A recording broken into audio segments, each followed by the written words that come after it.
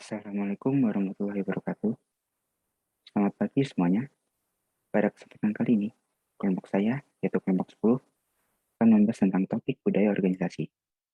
Dan studi kasus yang kelompok kami akan bahas adalah budaya Kaizen dari Jepang. Dan berikut adalah nama-nama anggota kelompok 10. Yang pertama ada saya sendiri, yaitu Muhammad Rafa Pramudia. Yang kedua ada Muhammad Yuda Sulaiman. Yang ketiga ada Ni Gusti Ayu Made Dewi Suantari. Dan yang keempat ada Salma Indonesia. Baiklah, pertama-tama saya akan membahas tentang pendahuluan, yaitu definisi dan contoh dari budaya organisasi. Budaya organisasi merupakan budaya yang mempengaruhi pelaksanaan organisasi dan tercermin dalam kehidupan organisasi. Budaya organisasi juga membentuk praktik manajemen yang berbeda pada perusahaan yang berbeda-beda pula. Misalnya, di negara Jepang, karyawan akan memandang pekerjaan sebagai bagian dari hidup, sehingga ikut bertanggung jawab terhadap kebijakan yang diambil dan penyelesaian masalah yang dilakukan. Oleh karena itu, terdapat budaya organisasi yang populer di Jepang, yaitu Kaizen. Istilah Kaizen ini terdiri dari dua kata dalam kanji Jepang. Yang pertama Kai, yaitu mereformasi dan menguji, dan Zen, yaitu kebaikan dan berbudi luhur. Kaizen juga dapat berarti sebagai perubahan yang lebih baik dalam mengejar kesempurnaan dalam pekerjaan. Perusahaan asal Jepang mulai menerapkan Kaizen pada akhir abad ke-20. Sejak saat itu, beberapa perusahaan barat seperti Caterpillar, Harley-Davidson, Husqvarna, dan GDM Group dan QS menggunakan metode Kaizen ini untuk meningkatkan teknik produksi, operasi sistematis, dan mencari kontribusi lebih daripada karyawannya. Tujuan dari metode Kaizen ini antara lain adalah untuk meningkatkan 3 parameter, yaitu kualitas, biaya, dan penyerahan atau dapat disebut dengan QCD, yaitu Quality, Cost, and Delivery. Faktor sumber daya manusia juga merupakan faktor yang penting dalam keberlangsungan perusahaan ini. Itulah mengapa peran manajemen sumber daya manusia dalam penerapan budaya Kaizen ini memiliki pengaruh yang sangat besar. Dan materi selanjutnya akan dibahas oleh rekan saya, yaitu Salma.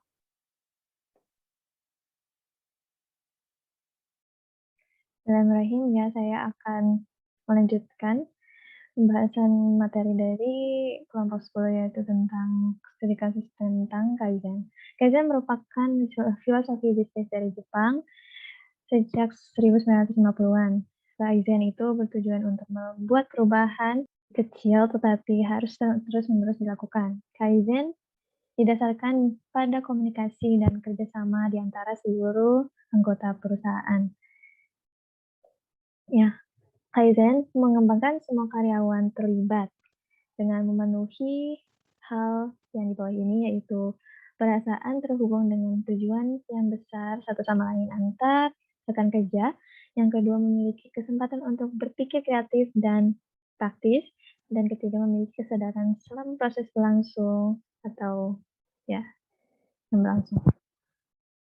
Next, yaitu di sini ada kita bisa menerapkan Kaizen di kehidupan sehari-hari, yaitu dengan melakukan 5 langkah, yaitu misalnya ya dimulai dari langkah 1 yaitu identifikasi masalah atau kesempatan.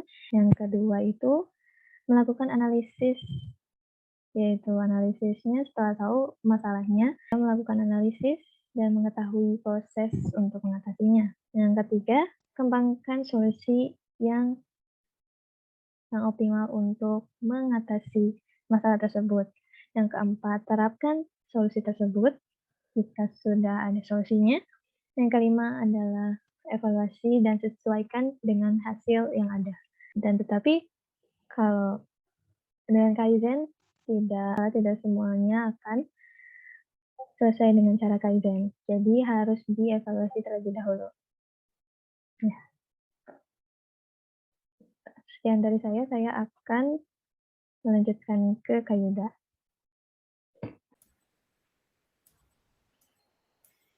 Baik, sekarang saya akan membahas perbandingan budaya Kaizen dengan budaya organisasi di Indonesia. Nah, budaya Kaizen berhasil menjadi kunci sukses Jepang dalam persaingan di dunia luar. Karena Jepang memiliki unsur-unsur budaya yang dapat menunjang pelaksanaan Kaizen itu sendiri. Seperti halnya, Jepang dikenal sebagai bangsa yang rajin, kerja keras, dan disiplin. Mereka juga dianggap sebagai bangsa yang pintar, pandai memanfaatkan waktu, dan hemat dalam mengatur perekonomiannya. Bagi orang Jepang, usaha sungguh-sungguh dan bekerja keras merupakan bagian dari hidup dan dalam melakukan segala sesuatu mereka pasti berusaha keras agar mencapai keberhasilan.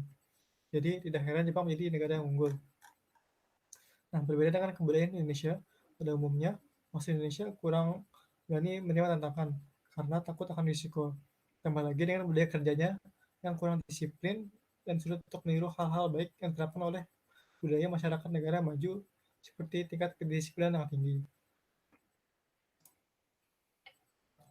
Saat ini Indonesia dan Jepang sudah banyak menjalin hubungan kerjasama di berbagai sektor, baik dalam bidang ekonomi, pendidikan, perdagangan, bahkan kultural budaya.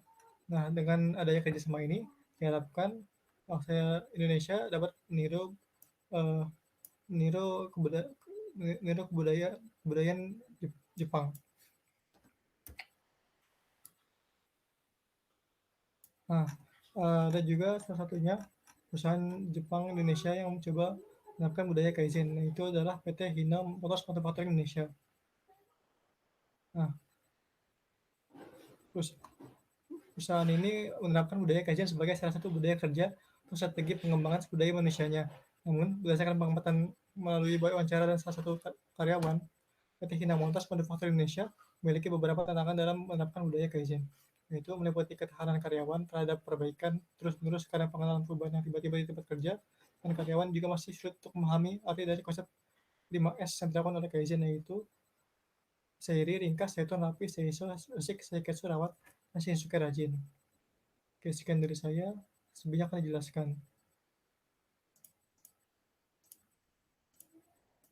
Baik, saya akan melanjutkan presentasi dan juga pembahasan, di mana pembahasan selanjutnya adalah budaya organisasi Kaizen di Indonesia.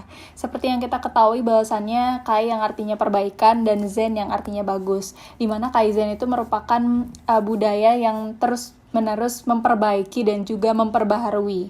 Nah, begitu pula di Indonesia, di mana budaya kerja dari Kaizen ini telah diterapkan di beberapa perusahaan besar. PT Asuransi Jiwa Manulife. Didirikan pada tahun 1985, perusahaan yang awalnya bernama Asuransi Dharma Kerja Bakti kini telah memiliki lebih dari 9.000 karyawan dan agen yang tersebar di 24 kantor pemasaran di seluruh Indonesia. Mulai Agustus tahun 2019 silam, Manulife ini menerapkan budaya kerja Kaizen untuk meningkatkan performa kerja karyawan yang nampaknya akan mendongkrak tingkat kepuasan nasabah. Lalu Director and Chief Operating Officer Manulife Indonesia, Hans Dewel, mengatakan melalui budaya organisasi dan juga pola kerja baru Kaizen, pihaknya memberikan kewenangan ke semua karyawan untuk mengontrol pekerjaan mereka dan juga memperbaiki pelatihan intensif, baik kepada direksi dan juga para karyawan. Dijelaskan juga para karyawan yang terbagi dalam grup kecil itu setiap hari menjalani rapat untuk membahas fenomena-fenomena yang ada di sekitar mereka dan juga membahas performa mereka, di mana tiap grup ini memiliki papan kerja yang terpampang di ruangan dan bisa dipantau oleh tim lain. Nah, di situ akan terlihat rencana kerja dan juga pencapaian tiap anggota tim. Tiap anggota tim juga bisa memberikan dorongan serta usulan solusi kepada anggota tim lainnya yang memiliki performa rendah. Dalam hal ini, seperti yang kita ketahui bahwasannya salah satu karakteristik budaya organisasi yang kuat yaitu mempunyai pengaruh yang besar terhadap karyawan. Selanjutnya ada PT Hino Motors Manufacturing Indonesia. PT Hino Motors Manufacturing Indonesia adalah salah satu perusahaan Jepang yang berada di Indonesia dan menerapkan budaya Kaizen sebagai salah satu budaya kerja untuk strategi pengembangan dan sumber daya manusianya. Nah, namun berdasarkan pengalaman wawancara dari salah satu karyawan di mana PT Hino Motors Manufacturing Indonesia ini memiliki tantangan dalam menerapkan budaya Kaizen. Misalnya pengenalan perubahan yang tiba-tiba di tempat kerja dan juga karyawan yang masih sulit memahami arti dari konsep Kaizen itu tersendiri. Nah, selanjutnya seperti yang kita ketahui bahwasannya ada 3 cara untuk para karyawan mempelajari budaya. Yang pertama itu melalui cerita, lalu ada materi dan juga bahasa, di mana cerita ini mengenai peristiwa atau tindakan, atau misalkan orang menyampaikan spirit organisasi. Lalu ada materi, di mana materi ini disuguhkan misalnya mengenai sifat aset-aset fisik yang membedakan organisasi tersebut dengan yang lainnya. Dan yang terakhir adalah bahasa. Oke, awalnya budaya Kaizen ini disebarkan oleh PT Hino Motors Manufacturing Indonesia itu menggunakan bahasa Jepang. Akan tetapi setelah perbaharuan, perusahaan ini mulai memberikan pelatihan budaya Kaizen melalui induction karyawan baru dan juga pemberian materi. Alhasil, di sebuah penelitian yang dilakukan oleh Viana dan juga kawan-kawan, di mana penerapan budaya Kaizen yang dilakukan oleh perusahaan PT Hino Motors Manufacturing Indonesia ini dinilai sangat baik. Penerapan budaya Kaizen ini sangat baik, dapat dipertahankan, dan tinggal bagaimana caranya karyawan dapat terus mempertahankan dan juga meningkatkan lagi penerapan budaya Kaizen yang sudah ada. Perusahaan selanjutnya adalah PT Semen Indonesia. PT Semen Indonesia merupakan perusahaan badan perusahaan milik negara atau BUMN yang bergerak di bidang manufaktur yang telah berdiri sejak 7 Agustus 1957, diresmikan di Gresik, dan perusahaan ini merupakan perusahaan operasional penghasil semen terbesar di Indonesia. Nah, melihat hal tersebut tentunya diperlukan kinerja karyawan yang tinggi, dan disinilah budaya kerja itu berperan penting, berpengaruh pada kinerja karyawan. Pada PT Semen Indonesia Tbk ini menerapkan budaya kerja 5R atau ringkas, rapi, resi, rawat, dan rajin, di mana program 5R ini adalah sekelompok cara-cara untuk memajukan organisasi di tempat kerja, menjamin kesesuaiannya dengan standar yang ada, dan memelihara semangat untuk melakukan improvement yang berkesinambungan sebagaimana budaya organisasi Kaizen itu sendiri.